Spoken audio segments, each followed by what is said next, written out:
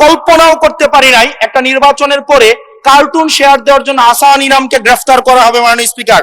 আমরা হাসিনার আমলে দেখেছি কটূক্তি করার জন্য গ্রেফতার করা হয়।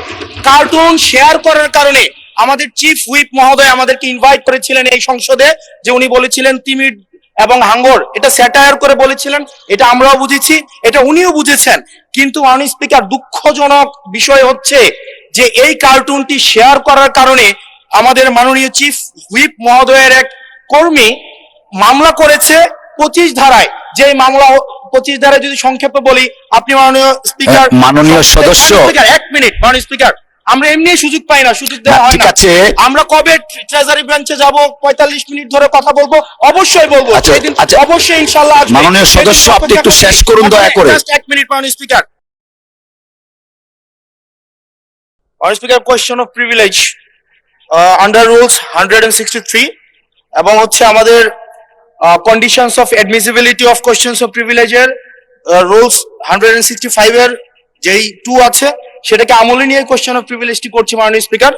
সেটি হচ্ছে, আজকে যদি আমরা কার্যপ্রণালী দেখি, এবং এটাও আমলে নিচ্ছে বিধি 45-এ যে তারকা চিহ্নিত প্রশ্নের ডিসক্রিপশনটা, এটা আপনার উপরে আছে, এটা আমরা জানি। আপনি যদি চান সেটা লিখিত বা টেবিলে দিয়ে দিতে পারেন, সেটাও আমরা জানি। কিন্তু এটা ফাংশনাল ডেমোক্রেসির জন্য এবং এটা ফাংশনাল পার্লামেন্টের জন্য মাননীয় স্পিকার, আমরা কোথায় বলবো? আমরা যদি মাননীয় মন্ত্রীদেরকে জবাবদিহিতার আন্ডারে না আনতে পারি, আমাদের কথা বলার জায়গা একদমই সীমিত, 2 মিনিট 1 মিনিট 1 মিনিট 30 সেকেন্ড দেওয়া হয়। সেই জায়গায় আমরা মাননীয় মন্ত্রীদেরকে চলমান বিভিন্ন বিষয়ে আপনার প্রশ্নের মধ্যে তাদেরকে আনি। কিন্তু আমরা দেখেছি গত 2 সপ্তাহের সেশনে আমাদের এই যে তারকা চিহ্নিত প্রশ্নগুলো সংসদের কার্যপ্রণালীতে থাকলেও সেগুলো শুধুমাত্র টেবিলে দিয়ে দেওয়া হয়, যার ফলে আমরা মন্ত্রীদেরকে আমরা প্রশ্ন করতে পারি না। এবং আমি মনে করি এটির মাধ্যমে আমার অধিকার বঞ্চিত হচ্ছে, এবং আমি সম্পূরক প্রশ্ন করতে পারি না, আমি অধিকার বঞ্চিত হচ্ছি। যেমন চলমান ঘটনায় যেটি গুরুত্বপূর্ণ, আমরা কল্পনাও করতে পারি নাই একটা নির্বাচনের পরে কার্টুন শেয়ার দেওয়ার জন্য আসান ইনামকে গ্রেফতার করা হবে মাননীয় স্পিকার। আমরা হাসিনার আমলে দেখেছি কটূক্তি করার জন্য গ্রেফতার করা হয়। কার্টুন শেয়ার করার কারণে আমাদের চিফ হুইপ মহোদয় আমাদেরকে ইনভাইট করেছিলেন এই সংসদে, যে উনি বলেছিলেন তিমির এবং হাঙ্গর, এটা স্যাটায়ার করে বলেছিলেন, এটা আমরাও বুঝেছি, এটা উনিও বুঝেছেন। কিন্তু মাননীয় স্পিকার, দুঃখজনক বিষয় হচ্ছে যে এই কার্টুনটি শেয়ার করার কারণে আমাদের মাননীয় চিফ হুইপ মহোদয়ের এক কর্মী মামলা করেছে 25 ধারায়। যে মামলা 25 ধারায় যদি সংক্ষেপে বলি, আপনি মাননীয় স্পিকার, মাননীয় সদস্য, 1 মিনিট মাননীয় স্পিকার, আমরা এমনি সুযোগ পাই না, সুযোগ দেওয়া হয় না। আমরা কবে ট্রেজারি ব্রাঞ্চে যাব, 45 মিনিট ধরে কথা বলবো, অবশ্যই বলবো, অবশ্যই ইনশাআল্লাহ। মাননীয় সদস্য, আপনি একটু শেষ করুন দয়া করে। 1 মিনিট মাননীয় স্পিকার। 25 ধারায় রয়েছে, যে বিধিতে মামলা হয়েছে 25 ধারায় রয়েছে, যৌন নির্যাতন করা হইলে, সংক্ষেপে বলছি, তাইলে এই ধারায় মামলা করা হবে।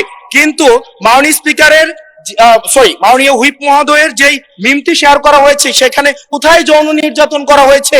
এখানে একটা মিম শেয়ার দেওয়া হয়েছে, যেখানে দেওয়া হয়েছে তিমি মাস সবাইকে সার্ভ করা হচ্ছে। এবং এই ধরনের মামলায় আমাদের এই অভ্যুত্থান পরবর্তী সময়ে বিরোধী দল মতকে দমন নিপীড়নের জন্য গ্রেফতার করা হচ্ছে এবং জামিনও দেওয়া হচ্ছে না। এবং এখানে কোন ধারায় 25 ধারায় সাইবার নিরাপত্তা যেটা আইন এই সংসদে পাশ করা হয়েছে, এই আইনে কটূক্তির জন্য বা রাজনৈতিক স্যাটায়ারের জন্য আমাদের হচ্ছে মামলা করার কোনো বিধান নাই। সেই জায়গাতে এই প্রশ্নগুলো আমরা কাদেরকে করব? যদি আমাদেরকে আমাদের এই মৌখিক প্রশ্ন উত্তর পর্বটি যদি আপনারা বাদ দিয়ে দেন, তাহলে আমরা কাদের কাছে প্রশ্ন করব? এটা একটা মনোলগ সেশন হবে, এখানে সবগুলো স্ক্রিপ্টেড থাকবে, মন্ত্রণালয় থেকে যে উত্তর রেডি করে দিবে সেটাই। আমাদের মন্ত্রীরা কাজ করছেন, পরিশ্রম করছেন, কিন্তু আমাদের সাথে তাদের যে জবাবদিহিতার যে সম্পর্কটা, এই সম্পর্কটা এই সংসদে নিশ্চিত হচ্ছে না। এবং আমি মনে করছি রুলস 163 এই বিধি অনুযায়ী আমার অধিকার বঞ্চিত করা হচ্ছে, এবং অতি সত্বর এই যে মৌখিক উত্তরদানের যে কর্মসূচিটি রয়েছে সেটি রুলস অফ প্রসিজারে অন্তর্ভুক্ত করা হোক, যাতে করে আমাদের মাননীয় মন্ত্রীদেরকে আমরা জবাবদিহিতার আন্ডারে আমরা আনতে পারি। ধন্যবাদ মাননীয় স্পিকার। ধন্যবাদ মাননীয় সদস্য। মাননীয় চিফ হুইপ, একটা সেকেন্ড আমি একটু ওনাকে অ্যাড্রেস করে নিই, আপনাকে ফ্লোর দিব, একটু বসেন দয়া করে। মাননীয় সদস্য, আপনি নিশ্চয়ই জেনে এসছেন 163 and 164 এই রুলস এর আন্ডারে আপনার যদি কোনো কোয়েশ্চেন অফ প্রিভিলেজেস থাকে, সেটা আপনাকে একটা নোটিশ প্রদান করতে হয়। আমি শেষ করি, একটা নোটিশ দিতে হয়, সেটা 2 ঘন্টা পূর্বে। তো আমি হয়তো বা 2 ঘন্টাটা কন্ডম করতে পারি, but notice is a must. আপনি যে কোশ্চেনটা এনেছেন is very pertinent, very important. আমরাও চাই এই সংসদ প্রাণবন্ত থাকুন, কোশ্চেন আনসার জবাবদিহিতার মধ্যে থাকেন। আপনার এই যে প্রশ্নটা আছে, এটা একটা নোটিশ দিবেন, আমরা একটা ডিসকাস করব। ঠিক আছে মাননীয় সদস্য। মাননীয় চিফ হুইপ। মাননীয় স্পিকার, মাননীয় বিরোধী দলের সদস্য যে কথা বলেছেন সঠিক বলেছেন। সঠিক মানে আংশিক সঠিক, আংশিক এলোমেলো আছে। আংশিক সঠিক হলো যে প্রশ্ন উত্তর পর্বের এটা একটা প্রিভিলেজ সকল সংসদের। কিন্তু মাননীয় স্পিকার, আপনি জানেন আমাদের মাননীয় বিরোধী দলীয় নেতা তিনি প্রপোজ করেছেন যে আমরা যেন 50 ঘন্টা আলোচনা করি রাষ্ট্রপতির ভাষণ করে। তা এখন আপনি শুনতে পান না? আমার কথা শুনতে পাচ্ছেন নাকি মাননীয়? তো 50 ঘন্টা আলোচনা করলে 50 ঘন্টা আলোচনা করার মধ্যে এ যাবত আমাদের সব মিলিয়ে 12 ঘন্টা আলোচনা হয়েছে। কাজে বাকি সময়টা আলোচনা যদি আমরা করতে চাই, মাননীয় সদস্যবৃন্দ আলোচনা করবেন, মাননীয় বিরোধী দলীয় নেতার মূল্যবান বক্তব্য রাখবেন এবং মাননীয় সংসদ নেতা মূল্যবান বক্তব্য রাখবেন এবং অন্যান্য মন্ত্রীবর্গ বক্তব্য রাখবেন। সেই সব মিলিয়ে আমি হিসেব করে দেখি যে কোনোভাবেই আমরা যদি 30 তারিখে সংসদ শেষ করি তাহলে এই সময়ের মধ্যে সময় কভার করা যায় না। সে কারণেই প্রশ্নটা টেবিল করা হয়। কিন্তু এটা যদি মাননীয় সদস্যবৃন্দ চান যে আর রাত 10টা পর্যন্ত চলুক, তাহলে আমরা সংসদের এই প্রশ্নটা টেবিল করতে চাই না। আমরা নিজেরাই অ্যাকাউন্টেবল, এটা গভর্নমেন্টের যে অ্যাকাউন্টেবল এবং সেটা আমরা নিশ্চিত করবেন সেটা আমরা চাই, আমরা আন্তরিকভাবেই চাই। কিন্তু এই সমস্যার কারণে আমরা এটা করতে পারছি না বলে আমরা দুঃখিত। যদি বলেন আপনার মাননীয় সদস্যবৃন্দ একমত হয় যে আমরা রাত 10টা পর্যন্ত চালাবো, তাহলে আমরা 2 ঘন্টা সময় পেলে এখানে আমাদের আমার কথা বলার সুযোগ দেন ভাই। আচ্ছা, তো সুতরাং সেটা তখন এটা করা যেতে পারে। Please allow Chief Whip to talk. Please, others member of this house. আচ্ছা, এগুলো allow করেন Chief Whip সাহেবকে। মাননীয় স্পিকার, এই ধান মানতে শিবের গীত মাননীয় সদস্য আর একটা বিষয় উত্থাপন করেছেন। মাননীয় চিফ হুইপ, আমি এখানে খুব বলেছি যে 2-3টা টিভির কথা বলা হয়েছে, আর 2টা হাঙ্গরের অর্ডার দিয়েছি, সবাইকে দাওয়াত করেছিলাম। এই বিষয়ে একটা কার্টুনের আকারে করে কোন এক ব্যক্তিকে গ্রেপ্তার করা হয়েছে। মাননীয় স্পিকার, আমি জানি এটা উঠতে পারে সংসদে, এই জন্য আমি ফাইল নিয়ে এসেছি, আর এটা আমার টেলিফোন আছে। মাননীয় স্পিকার, আমি অনেকগুলা চিঠি দিয়েছি, জিডি এন্ট্রি করেছি, কোনো ব্যক্তির বিরুদ্ধে নয়। আমি নিজে মানে আমার দলের লোকেরা করেছে জিডি এন্ট্রি প্রত্যেকটা থানায়। জিডি এন্ট্রিটা করা হয়েছে এই জন্য আমি ফাইল নিয়ে এসেছি।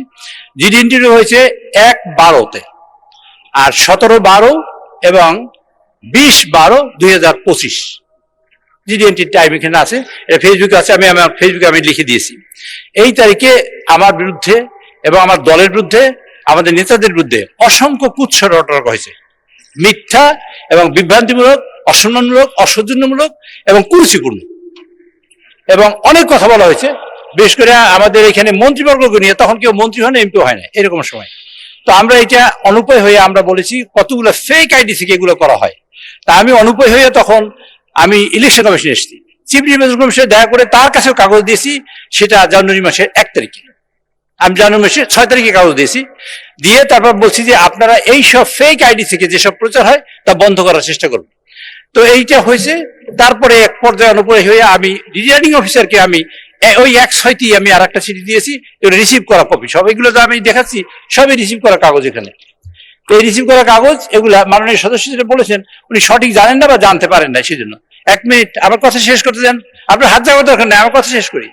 এগুলো হওয়ার পরে আমাকে অ্যাড্রেস করেন, আপনাকে অ্যাড্রেস করে কথা বলছি। এগুলো দেওয়ার পরে মাননীয় সদস্য এগুলো আমাকে অ্যাড্রেস করেন। এই সব দেওয়ার পরে আমরা অ্যাকচুয়ালি কোনো সুরাহা করতে পারিনি। এটা আইন শৃঙ্খলা কমিটির মিটিংয়ে আমরা বলেছি যে যারা ফেক আইডি দিয়ে এটা করে আপনারা তাদের বের করে তাদের শাস্তি হতে নিয়ে আসেন অথবা কোনো একটা ব্যবস্থা করেন। কিন্তু ফাইনালি নির্বাচনের আগে আমরা করতে পারি নাই। আমি তারপর গতকালকে আমি পত্র পত্রিকা গেছি, যে দেখেছি যে এক ভদ্রকে গ্রেপ্তার করা হয়েছে কার্টুন আকার করে। মাননীয় স্পিকার, আমি আপনাকে দ্যাটফিন ভাষায় এবং পরিষ্কার করে বলতে চাই, কার্টুন আমার ব্যাপারে আঁকার কারণে কেউ যদি গ্রেপ্তার করা হয় তাকে ছেড়ে দেওয়ার জন্য আমি অনুরোধ জানাচ্ছি আপনার মাধ্যমে এই সংসদে। কিন্তু এটা আমি আমার ফেসবুকে লিখে দিয়েছি, আজকে পোস্ট করেছি। কিন্তু ওই ভদ্রলোক এখন পর্যন্ত আমরা জানি না এইসব সাইবার কার্যক্রমের সাথে জড়িত কিনা, এখন তো আমি জানি না, আর কেউ জানতে পারে। সুতরাং ওই ভদ্রলোক যদি সাইবার কার্যক্রমে জড়িত থাকে এবং এই লোকটা সেইটাই যদি ওই লোকই হয় যে লোকটা আমি চিনি এবং সেই লোকটাই যদি এই কার্যক্রমে জড়িত হয়, তা আমি মনে করি আমাদের সকলের স্বার্থে এটা বিরোধী দল হোক আর সরকারি দল হোক, যে একজন মানুষের মানহানি করা, একজন মানুষের কুৎসরচনা করা, কুরুচিপূর্ণ কোনো বক্তব্য রাখা যায় না। তো এর মধ্যে দেখা হয়েছে মাননীয় স্পিকার, এটা সাইবারের ইনফরমেশন কালেকশন করে আমরা দেখেছি বিভিন্ন পদ্ধতিতে। এই কালকে থেকে জানার পর থেকে আমরা কালেকশন করেছি, তাদের দেখেছি এক ভদ্রলোক, এই হাসান নামে তার ভদ্রলোক, তিনি অনেক কিছু কার্যক্রমের সাথে জড়িত, ম্যান পাওয়ারের সাথে জড়িত, মানুষ এক্সপোর্টের সাথে জড়িত। ভাই আমার কথা শেষ করতে দেন কাইন্ডলি। আচ্ছা, এবং ইয়ের সাথে মানি লন্ডারিং সাথে জড়িত, এরকম অনেক ইনফরমেশন এখানে আছে। এটাও কতখানি সঠিক তা আমি জানি না। কাজে আমার বক্তব্য হলো, এই ভদ্রলোকই যদি সেই ভদ্রলোক হয় যিনি এই সাইবার কার্যক্রমের সাথে জড়িত, তা আমি মনে করি তার এইটা গভীরভাবে খতিয়ে দেখা উচিত সরকারের, এবং এটা পর্যালোচনা করা উচিত এটা সঠিক কিনা। যদি সঠিক হয় আমি মনে করি সেটা আইনের আওতায় আনা উচিত, যদি সঠিক না হয় তার ব্যাপারে আমার কোনো অভিযোগ নেই। ধন্যবাদ মাননীয় চিফ হুইপ। মাননীয় স্পিকার, আরেকটু কথা শেষ করতে চাই। ওই পোর্ট change tv.press এক ফোঁটা হলুদও নেই।